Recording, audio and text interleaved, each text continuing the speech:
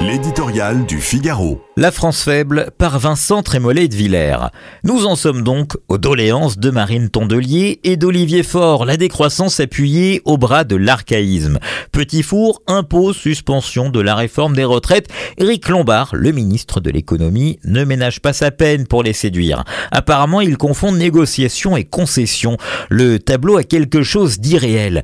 Un pays ruiné, surendetté, sans budget, avec un président et un premier ministre qui ne satisfont qu'un Français sur 5, une société plus à droite que jamais et la politique gouvernementale qui, entre socialistes et écologistes, ouvre comme seul horizon la suspension d'une réforme vitale pour notre économie.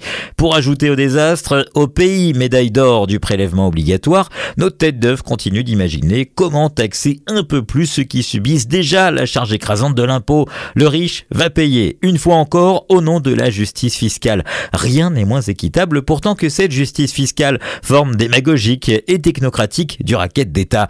Mais il faut décrocher le PS et les Verts du NFP, rétorquent nos demi-habiles. En cédant à leur lubie, en prenant un peu de leur programme, ils en voudront toujours plus. Déjà, Madame Tondelier prend le parti de l'influenceur algérien inexpulsable contre Bruno Retailleau. Le ministre de l'Intérieur, d'après elle, mérite à lui seul une censure. C'est tout le contraire. Le premier flic de France sauve l'honneur de ce gouvernement incertain. Il lui faut pourtant, dans le défi que nous lance Alger, le soutien implacable et déterminé du Premier ministre et du Président de la République. Ce régime emprisonne, sans motif, un écrivain français âgé de 80 ans, malade, boilem sans salle, et nous impose un de ses ressortissants qui, sur notre territoire, menace directement nos concitoyens.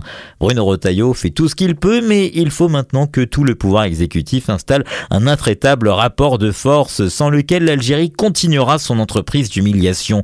Si ce gouvernement choisit une politique économique de gauche et laisse son ministre de l'Intérieur seul contre tous, il est déjà condamné.